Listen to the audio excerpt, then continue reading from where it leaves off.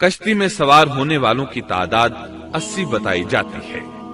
چنانچہ جب تنور جوش مارنے لگا تو نوح علیہ السلام کشتی میں سوار ہو گئے۔ کشتی ان کی بستی میں لوگوں سے دور پہاڑ پر تھی۔ اللہ کی قدرت کہ تمام قسم کے جانور بھی کشتی کے پاس آ گئے۔ نوح علیہ السلام نے انہیں بھی سوار کر لیا۔ اللہ تعالیٰ سورۃ القمر آیات 11 اور 12 میں فرماتے ہیں، پس ہم نے آسمان کے دروازوں کو زور کی بارش سے کھول دیا اور زمین کے چشموں کو جاری کر دیا، پس اس کام پر جو پانی مقرر کیا گیا تھا خوب جمع ہو گیا۔ آسمان سے نازل ہونے والا اور زمین سے نکلنے والا پانی کتنا تھا، اس کا اندازہ اللہ ہی کو ہے۔ بہرحال اس پانی نے زمین پر رہنے والے انسان، چوپائے، حیوانات، غرض ہر چیز کو غرق کر دیا۔ اس بارے میں اللہ فرماتے ہیں، نوح نے اپنی قوم سے تنگ آ کر ہمارے حضور دعا کی، ہم تو ہیں ہی بہترین طور پر دعاؤں کے قبول کرنے والے۔ فوراً ان کی دعا قبول کر لی اور اس تکلیف اور ایذا سے انہیں بچا لیا جو انہیں کفار سے روزمرہ پہنچ رہی تھی، اور ان کی اولاد کو ہم نے باقی رہنے والی بنا دیا، یعنی انہی کی اولاد سے پھر سے دنیا آباد ہوئی، کیونکہ صرف وہی لوگ بچے تھے جو کشتی پر سوار تھے، اور ہم نے ان کا ذکر خیر پچھلوں میں باقی رکھا۔ نوح علیہ السلام پر تمام جہانوں میں سلام ہو۔ ہم نیکی کرنے والوں کو اسی طرح بدلے دیتے ہیں، وہ ہمارے ایماندار بندوں میں سے تھا، پھر ہم نے باقی سب کو غرق کر دیا۔ اللہ مزید فرماتے ہیں، جب پانی میں طغیانی آ گئی تو اس وقت ہم نے تمہیں کشتی میں چڑھا لیا تاکہ اس کو تمہارے لیے نصیحت اور یادگار بنا دیں، تاکہ یاد رکھنے والے کان اس کو یاد رکھیں۔ یعنی پانی اتنا زیادہ ہو گیا کہ اس سے تمام شہر، بستیاں، انسان اور جانور غرق ہو گئے، یہاں تک کہ پانی بلند پہاڑوں سے بھی اونچا ہو گیا، اور اتنے بلند پانی پر یہ کشتی نوح علیہ السلام اور ان کے ساتھیوں کو اپنے دامن میں سمیٹے اللہ کے حکم سے اور اس کی حفاظت میں پہاڑ کی طرح رواں دواں تھی، ورنہ اتنے طوفانی پانی میں کشتی کی حیثیت ہی کیا ہوتی ہے۔ نوح علیہ السلام کشتی میں سوار ہوئے اور انہوں نے اپنے ساتھیوں کو حکم دیا کہ وہ یہ دعا پڑھیں، اللہ ہی کے نام سے اس کشتی کا چلنا اور ٹھہرنا ہے، یقیناً میرا پالنے والا بڑی بخشش اور رحم والا ہے۔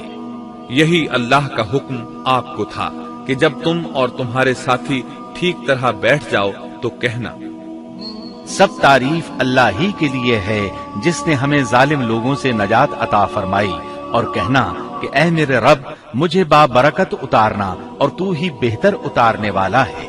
اللہ تعالیٰ نوح علیہ السلام کو نصیحت کر رہے ہیں کہ اللہ آپ کو اور آپ کے اہل کو نجات عطا فرمائیں گے۔ کشتی میں نوح علیہ السلام کے کافر بیٹے کے علاوہ تمام گھر والے سوار تھے۔ آپ کے کافر بیٹے کا نام کنعان تھا، وہ ایک طرف کھڑا تھا۔ نوح علیہ السلام نے اسے پکارا، میرے بیٹے اس کشتی میں آ جا اور کافروں کا ساتھی نہ بن، لیکن اس بدبخت نے کہا، میں ابھی کسی پہاڑ کی چوٹی پر پناہ لے لوں گا جو مجھے اس پانی سے بچائے گی۔ نوح علیہ السلام نے کہا، آج اللہ کے حکم سے کوئی بچانے والا نہیں مگر وہی جس پر اللہ رحم کرے۔ باپ اور بیٹے کے درمیان یہ گفتگو جاری تھی کہ ایک طوفانی موج نے اسے اپنی زد میں لے لیا اور اسے غرق کر دیا۔ نوح علیہ السلام سے اللہ نے وعدہ کر رکھا تھا کہ اللہ تعالیٰ اس کے اہل کو نجات عطا فرمائے گا۔ چنانچہ جب آپ کی آنکھوں کے سامنے آپ کا بیٹا غرق ہو گیا تو وہ پکار اٹھے، اے اللہ، میرا بیٹا میرے گھر والوں میں سے تھا اور تو نے مجھ سے وعدہ کیا تھا کہ میرے گھر والوں کو نجات عطا فرمائے گا، اور تو تمام حاکموں سے بہتر حاکم ہے، لہذا ناممکن ہے کہ تیرا وعدہ پورا نہ ہو۔ واضح ہو کہ نوح علیہ السلام کا اپنے بیٹے کے بارے میں بات کرنا بطور استفسار تھا، بطور بحث نہیں تھا۔ آپ وضاحت چاہتے تھے۔ اللہ تعالیٰ نے فرمایا، اے نوح، وہ تیرے اہل سے نہیں تھا کیونکہ وہ کافر تھا۔ کفر نسب کو ختم کر دیتا ہے۔ ایک مومن کا دوسرے مومن سے تعلق ایک مسلمان بھائی کے کافر بھائی سے تعلق سے زیادہ بڑا ہے، اور حقیقی اخوت وہ ہے جس کی بنیاد ایمان پر ہو۔ کفر تو نسبی تعلق کو کاٹ دیتا ہے، اس لیے اللہ نے یہ نہیں فرمایا کہ وہ کافر ہے، بلکہ یہ فرمایا کہ وہ تیرے اہل سے نہیں ہے۔ ہمارے لیے بھی یہی حکم ہے، کسی مومن کا کافر کے ساتھ رشتہ نہیں ہو سکتا۔ اس کے ساتھ اللہ نے نوح علیہ السلام کو نصیحت فرمائی کہ آپ ہرگز وہ چیز نہ مانگے جس کا آپ کو مطلقاً علم ہی نہ ہو، اور ہم آپ کو نصیحت کرتے ہیں کہ جاہلوں میں اپنا شمار کرانے سے باز رہیں۔ جب نوح علیہ السلام یہ بات جان گئے کہ ان کا سوال واقعے کے مطابق نہیں تھا تو فوراً اس سے رجوع کر لیا اور اللہ تعالیٰ سے اس کی رحمت اور مغفرت کے طالب ہوئے۔ اس موقع پر انہوں نے دعا کی۔ نوح علیہ السلام نے کہا، اے میرے پروردگار، میں تیری ہی پناہ چاہتا ہوں اس بات سے کہ تجھ سے وہ مانگوں جس کا مجھے علم ہی نہ ہو۔ اگر تو مجھے نہ بخشے گا اور تو مجھ پر رحم نہیں کرے گا تو میں خرابی والوں میں ہو جاؤں گا۔ یہ دعا انہوں نے مانگی۔ اپنے بیٹے کے متعلق سوال کے علاوہ نوح علیہ السلام نے اللہ تعالیٰ کی کوئی نافرمانی نہیں کی اور نہ اپنے نفس پر کسی نافرمانی کو شمار کیا۔ کشتی نوح علیہ السلام اور ان کے ساتھیوں کو لیے پانی کی موجوں پر بلند ہو رہی تھی، اور زمین پر موجود ہر چیز، انسان، حیوانات، چوپائے، پرندے غرق ہو چکے تھے۔ ان میں کوئی بھی باقی نہیں بچا تھا۔ اگر کوئی زندہ بچا تھا تو کشتی والے۔ ابن عباس رضی اللہ عنہما سے روایت ہے کہ نوح علیہ السلام اور ان کے ساتھی 6 ماہ کشتی میں رہے، اور بعض روایات میں یہ بھی ہے کہ وہ محرم کی 10 تاریخ کو کشتی سے نیچے اترے۔ آخر اللہ کے حکم سے طوفان رک گیا۔ اللہ نے زمین کو حکم دیا کہ وہ تمام پانی کو نگل جائے۔ زمین نے سارا پانی نگل لیا، زمین خشک ہو گئی۔ اللہ تعالیٰ سورہ ہود آیت 44 میں فرماتے ہیں، اور فرما دیا گیا کہ اے زمین اپنے پانی کو نگل جا، اور اے آسمان بس کر تھم جا۔ اسی وقت پانی سکھا دیا گیا اور کام پورا کر دیا گیا، اور کشتی جودی نامی پہاڑ پر جا ٹھہری، اور فرما دیا گیا کہ ظالم لوگ اللہ کی رحمت سے دور ہیں۔ کشتی جودی پہاڑ پر جا کر ٹھہر گئی۔ اب انہیں حکم ہوا کہ سلامتی کے ساتھ کشتی سے اتر آئے۔ آپ پر بھی برکت نازل ہوگی، اور ان قوموں پر بھی جو آئندہ آپ کی نسل سے پیدا ہوں گی، اور آپ کی نسل میں سے کچھ لوگ ایسے بھی ہوں گے جنہیں ہم فائدہ تو ضرور پہنچائیں گے، پھر انہیں ہماری طرف سے دردناک عذاب پہنچے گا۔ بہت سی روایات میں یہ بات مذکور ہے کہ نوح علیہ السلام ایک لمبی مدت یعنی 6 ماہ کشتی میں طوفان تھم جانے کا انتظار کرتے رہے۔ آپ نے طوفان کے حالات معلوم کرنے کے لیے ایک کبوتر بھیجا جو واپس آ گیا۔ اسے پاؤں رکھنے کو جگہ نہ ملی۔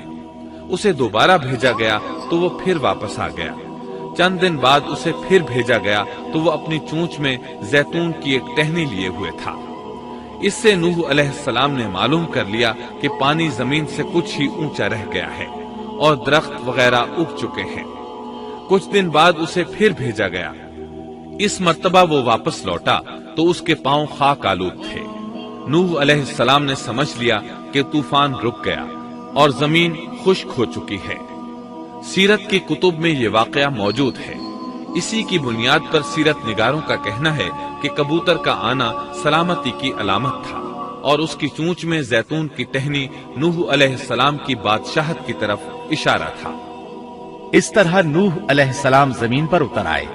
اس وقت اولاد آدم میں سے کوئی انسان سوائے ان لوگوں کے زندہ نہیں بچا تھا۔ جزیرہ عرب، فلسطین اور ان کے ارد گرد کا علاقہ غرق ہونے سے محفوظ رہا۔ ان کے علاوہ تمام زمین غرق ہوئی تھی۔ سب کے سب طوفان کی نظر ہو گئے۔ صرف نوح علیہ السلام سے اولاد پیدا ہوئی، اور زمین میں ان کی اولاد کے علاوہ اور کسی کی نسل باقی نہ رہی۔ اسی وجہ سے نوح علیہ السلام کو آدم ثانی اور ابو البشر ثانی کہا جاتا ہے، کیونکہ تمام کے تمام بشر انہی کی طرف منسوب ہیں۔ سورۃ الصافات آیات 75 تا 77 میں اسی طرف اشارہ ہے۔ اور ہمیں نوح نے پکارا تو دیکھ لو کہ ہم کیسے اچھے دعا قبول کرنے والے ہیں۔ ہم نے اسے اور اس کے فرمانبرداروں کو اس زبردست مصیبت سے بچا لیا۔ اس کی اولاد ہم نے باقی رہنے والی بنا دی۔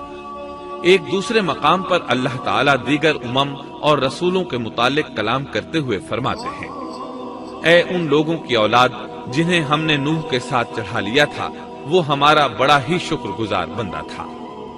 نوح علیہ السلام کے 3 بیٹے تھے، سام، حام اور یافس۔ سام کی نسل زیادہ تر سفید رنگت کی تھی، اور بہت کم لوگ ان میں سیاہ فام تھے، البتہ کچھ ان میں گندمی تھے۔ حام کی اولاد کی اکثریت سیاہ فام تھی، ان میں بہت کم لوگ सफेद रंग के थे और याफिस की औलाद सुर्खी माइल रंग की थी। अरब और बनु इसराइल साम की औलाद हैं। तमाम हबश हाम की औलाद हैं। तुर्क और मशरक़ी एशिया के लोग याफिस की औलाद हैं। तूफान के बाद नूह अलैहिस्सलाम अल्लाह के बंदों में 350 साल तक जिंदा रहे और वो अल्लाह के कौल अब्दन शकूरन के मिस्ताक थे। फिर नूह अलैहिस्सलाम फौत हो गए। राजिह तरीन रिवायात के मुताबिक आप मक्का में दफन हुए। एक दूसरी रिवायत के मुताबिक आप लबनान में दफन हुए।